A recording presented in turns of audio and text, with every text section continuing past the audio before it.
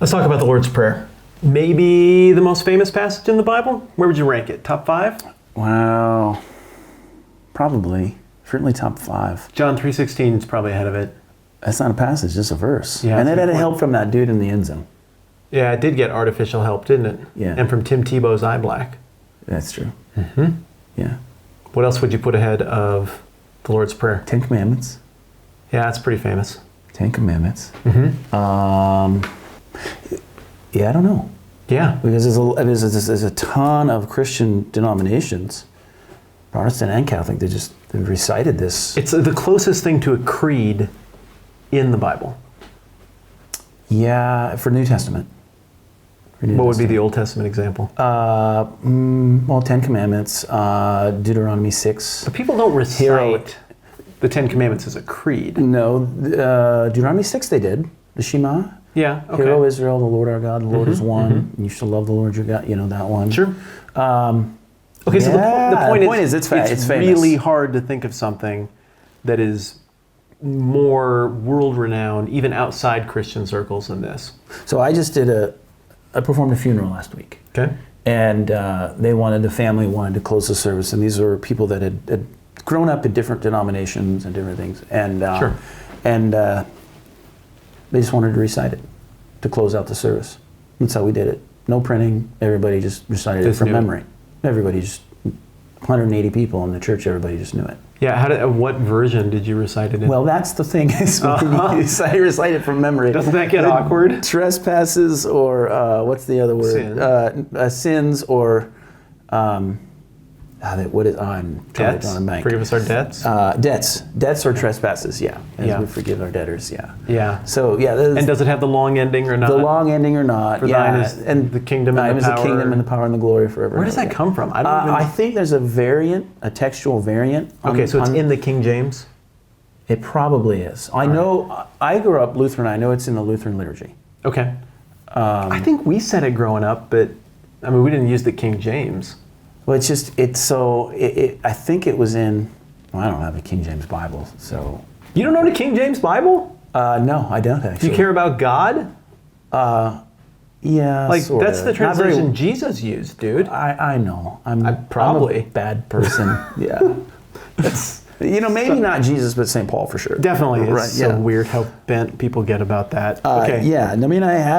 I have it on my software, and I can look at it when I translate stuff. But if there is a passage that your brain remembers in King James, you got to admit, just flow-wise, King James is pretty English. Works pretty dang well. King James is pretty English. Well, and it works especially well because of what I think the Lord's Prayer actually is.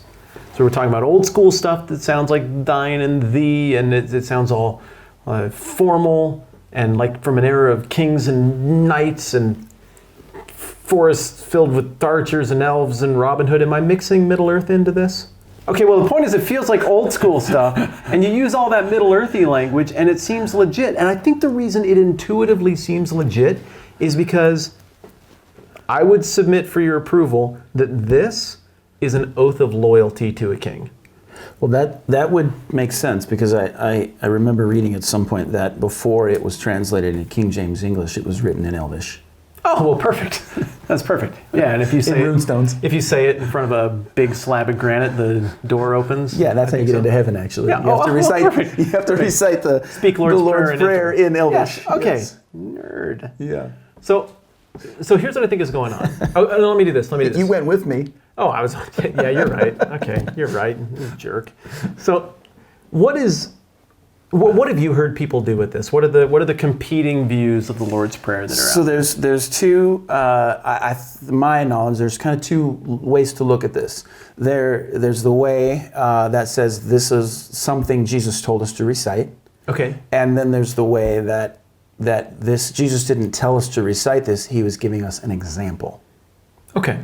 I think both are fair. It's really easy to say what it looks like to go with the recitation version. If you think that's what Jesus meant, then you just recite it. Then you recite it. So the other one's trickier. Yeah. So the funeral director, he was actually surprised. He said, "Well, why don't I know that some churches recite it? Why don't you guys are a Baptist church? Why don't you recite it?"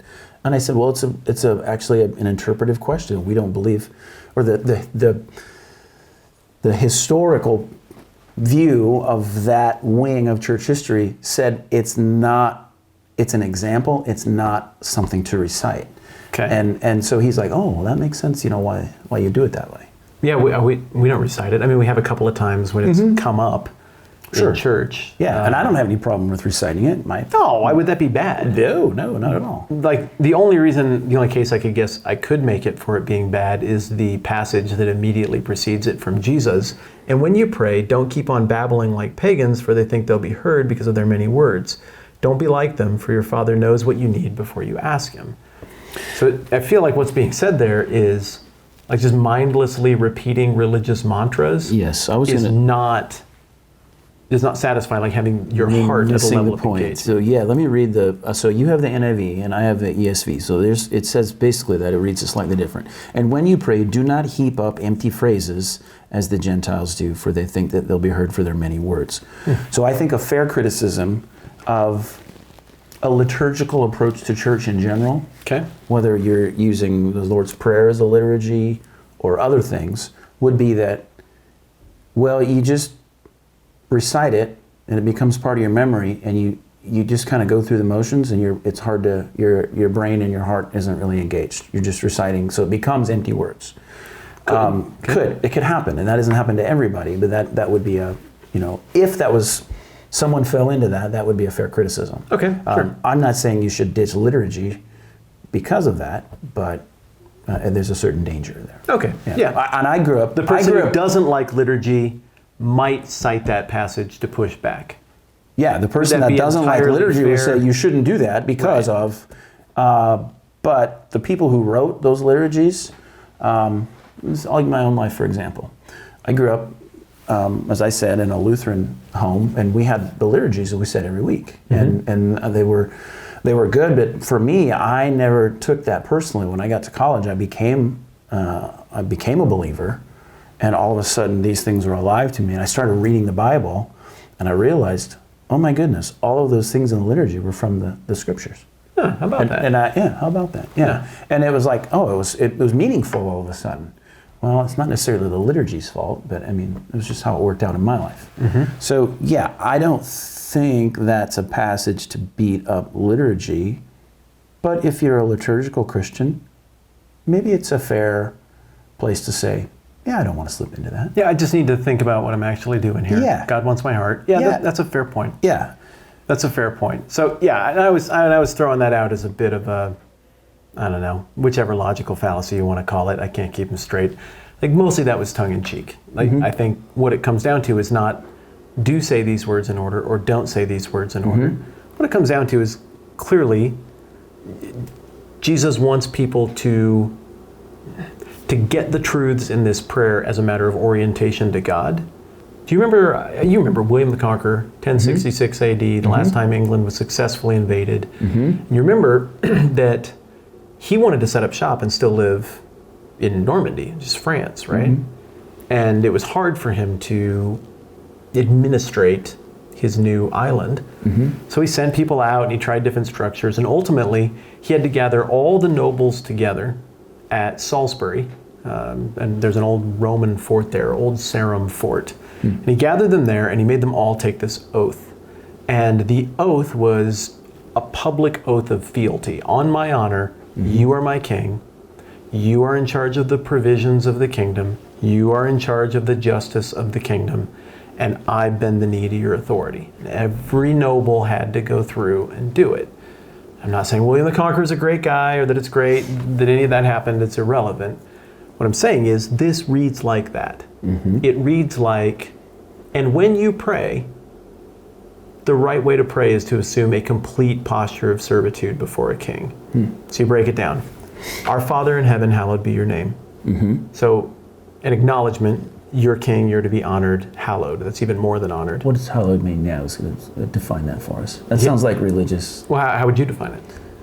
That's my way of saying I don't know and I want to not look dumb. I would have to do a word study actually on that. I would have to look it up. I would say like super honored, holy. It doesn't mean sanctified. Hallowed halls. Yeah, like would be something that highly is exalted, I guess. Sacred and special and not mundane and set apart. I'd have to look what the. I think we did a good job of making stuff up there. We're pretty good. We get the gist. Yeah. Your kingdom come, your will be done. So the oath that William demanded of his followers was, you're done with any notion of the old kingdom. That's gone. Now this is the kingdom. You're rooting for this kingdom. You're physically supporting this kingdom. You're fully dependent on this kingdom. Again, maybe not so cool when one dude does that to another dude, but this is what it sounds like. Like that right there, your kingdom come, your will be done. It just rhymes, so it kind of flies off the tongue. That right there should be one of the hardest set of words for any human to say in all of existence, and we just flippantly shout that out when we repeat this thing, like it doesn't matter. What we are saying there is, my kingdom not come. Yeah. My will not be done unless it just happens to be the same as your will because you're king. That's tough, man. That's tough. Yeah. That's tough. I want my will. On earth as it is in heaven, so you're king of everything. Give us today our daily bread. In other words, you're in charge of provision. You own the stuff. You're the one who provides for us. There's not a sub-kingdom within the kingdom where we provide for us. You're the master of provision. Forgive us our debts as we've also forgiven our debtors. So we're asking for justice from the king, and that we will imitate the king's justice. Or in this case, we're asking for grace from the king, and that we'll imitate the king's grace. But you, not me, are the one who sets the tone for how grace and justice is meted out. And my job is to imitate that and not get too picky, because I will need your grace and forgiveness. And lead us not into temptation, but deliver us from the evil one. Well, what's the other role of a king? It's justice, it's provision, and protection. And what did William, in a sense, offer back at that oath? Okay, you do all of that, I'll protect the realm. So a little bit of a stretch there at the end, I acknowledge that. But that role of king as protector and provider. So yeah, that's a great, I can't argue with that. I think the thing is that we all, so you said this is hard, your kingdom come. Yeah. We don't like that. No, Well, none of us like that. not. But the Not even those of us who act religious and like we're really into it and Yes. make Bible content for the internet. Absolutely. No, I don't like that. You're right. My heart repels against that, and sometimes rebels against that. But the last three verses are, so we don't like kingship As a notion in general. notion in general. You mean as Westerners, as democracy people, we don't like it? Yeah, but you could even say that most cultures don't, because nobody's ever just had a king and just been cool with it. Eventually that kingdom, over however many... I don't know. People are good with it for a pretty long time. But then eventually they want a different kingdom, or that there's so that I'm cool with it as long as it's working for me. Okay, that's the key. Yeah, I mean, so... And if it's not working for me, I would rather just be king. Then I want to be king, or I'm going to side with this guy so he can overthrow you, and then I'm cast, Or in our democracy, you're 1/330 millionth king. Yes, sure. So we don't like that idea of kingship. Okay. And I think humans in general repel against that. Why don't we like it? I think we want to be the center of the story. Okay, why don't we like it from a historical Western liberal tradition sense? I'm not sure exactly what you're getting Well, at. I mean, why did we get rid of King George III? Because we want to be autonomous. We want to have a say. We don't want to be told. Okay, so, but that's kind of a negative framing. Like, I think it's actually very reasonable in a secular sense for people to say, I don't want to be owned by somebody else. Because maybe this is where you're going. Like, because that's nonsense. if any human has that power, they're going to abuse it. Yes, that's exactly where I'm going. Yeah, that's where you're going. Because absolute power tends to corrupt absolutely. Absolutely. And because honestly, like, I don't know what King George III was like, and maybe he really was way, way, way better than me, or even most people, but you're still just a dude. You're still inconsistent, you still got flaws, you still got problems. Yeah. And for you to just own 1/4 of planet Earth, I'm sorry, that just doesn't sit right with me. Yeah. So I think part of the reason this passage is more difficult for us than it might have been even for the original audience is that we've reasoned this through and gamed it out and been raised on, I don't want a king, I don't want a dictator. It's a bad model. It's a bad model. But the reason it's a bad model is because there are no available good kings. Yes. Not truly good. That's where I'm going. The last half of that is that this king is a different kind of king. Give us our daily bread. He's perfect in taking care of us. He's never going to be unjust. He actually can provide. And he actually can provide. This king says, forgive us our debts as we've forgiven our debtors, sins, transgressions. He's the only one who can forgive us the debt of sin that's against him. And he's willing to do that. He's willing and wanting to do that. Lead us not to temptation, but deliver us from the evil one. This conflict that we're in on this earth, he's the only one who can do anything. He has all of the best things for us that we need and truly desire. So swearing fealty to him, to use your illustration, is not a bad thing. It's the best thing for us. Humanly speaking, and yes, in the Western tradition, for sure, we don't like that idea of kingship. And it's not because of kingship. Well, kingship is a bad model humanly, but kingship actually isn't a bad model. It's the fact that there's no good candidates. Well said. The kingdom of... Is that your phrase? Did you just come up with that? Or you just feel it? That's pretty good, man. That's just on the fly. That's good. Yeah, thanks. I'm good for one a day. Everything up to this point has been, Yeah, I'm just running back through it in my head. Yeah, I'd it's say been pretty about one a average. day is- Yeah, it's been average. It's a little better than that. Yeah, okay. So this kind of kingdom will be a totally different kind of kingdom. So I'm all for democracy, and I'm all for, making government smaller and giving people more liberty personally. Oh, wow, yes. But that's not because kingship is bad. Kingship will be great when the perfect king comes. So Agreed. Your kingdom come. Again. And Plato agrees. Fair enough. If the philosopher king, that's who should be king. That's when virtue will happen. The philosopher king is the one who stepped outside of reality, seen what true reality is, and stepped back into our darkness. Like that one who understands the Platonic greater reality and steps back into our diminished sense of reality is the one who's truly fit to lead. No one's wise enough to meet Plato's criteria, and I think that's why John piggybacks on that Platonic language in John chapter 1 about there's this light that came into the darkness from the outside. I mean, it's a cave illustration. It's the philosopher king. Jesus is the solution to these philosophical assumptions that people at the time would have had. And I think it's just as relevant now. Yeah, you can take or leave Plato, whatever. But I'll tell you, it's a lot better system than communism. A really great monarchy. Or heck, let's use the word dictatorship. Fine. If it was a great totalitarian and there was no successor to that totalitarian, and that totalitarian, though this goes against the definition, were benevolent and good and provided, and that totalitarian stupid system weren't so bad that it wasted all the resources and there was unlimited provision, that would be the perfect system. It would be, and there would be, so here's another wrinkle to that. But again, there's always a successor. Well, And even if you had a good one, the successor is likely to be horrible. And the only way we can frame that up is thinking in terms of ourself. It would be terrible for me to do that. Right. It's terrible for a human to have that kind of. So the only person who would be a worthy king of having all of that focus and attention is God.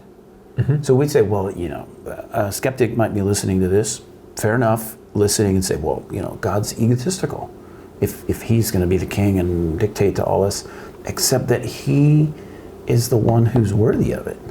Right. And him taking that kind of control and truly using it for good isn't dictator, it's a gift.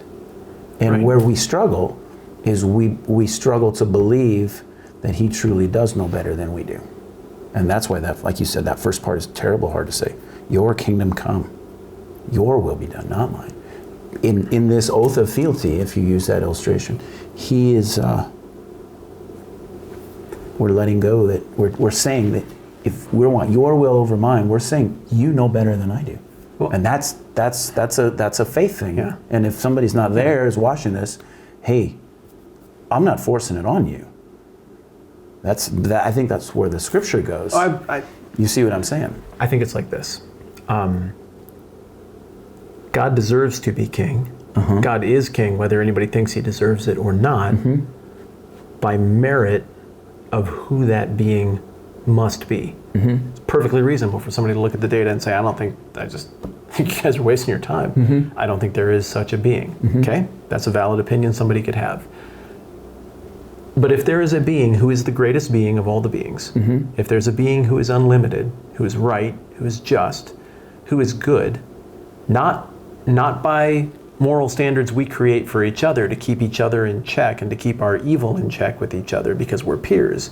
But if there's a being who is greater and better and different and other, then that being is king and deserves to be acknowledged as king, not because Christianity is right, not because we got more votes, not because a certain moral vision for the world will keep people from doing the dirty deeds with each other and the drugs and the beers. No, it has nothing to do with any of our little culture wars or squabbles about who gets what piece of the pie or who gets to make other people live the way they would prefer. That stuff is all nonsense and not even part of this equation. Simply put, if there is such a being, that being deserves to be king and deserves to be acknowledged as king. And nothing else makes any sense. And to do or function in any way different than that would be a deprivation of oneself. Obviously, the billion-dollar question here is, does such a being exist? Sure. And so if one is not of a mind to say that such a being exists, I don't know. Like, I guess you try and pick a good next dictator. I mean, I don't know. It puts you in a tough spot. You try and make the best of what you got here and do good things and come up with a system that works for whatever time you have. But understanding human corruption, if you don't believe in that, a democracy, and for surely limited government democracy, is the best choice because it limits corruption. You know, I'm not going to argue with you. Yeah, that's a very safe thing to say in this room. But if there is such a being, and you think that already, this oath of fealty, this oath of loyalty to the king and to the kingdom, but that I think is the visual and an ideological centerpiece of the Sermon on the Mount. If you think that stuff, then I think this oath of loyalty is the logical conclusion of faith. I can pray this, I can say these words, I can do it right now, mostly from memory. But, mostly, it's hard to remember things. But, I'm not saying I do this or get it.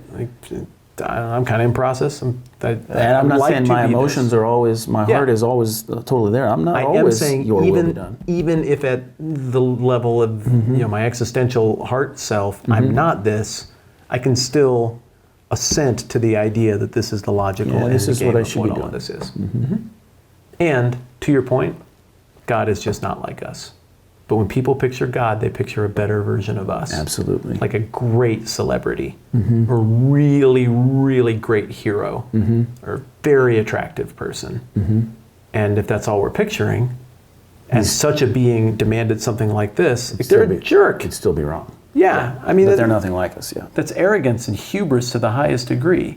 But if we are talking about the truly unlimited being and author of all existence, the eternal being, not bound by space or time or lack of knowledge, then that's not just a slightly better version of us. It's not just a good celebrity. It's totally other. Yep. We got miles to go before we sleep on this. Next one. Next one. All right. I'm Matt. This is a 10-minute Bible hour. Rock and roll. Next one. High five. That was an average high five. We try hard.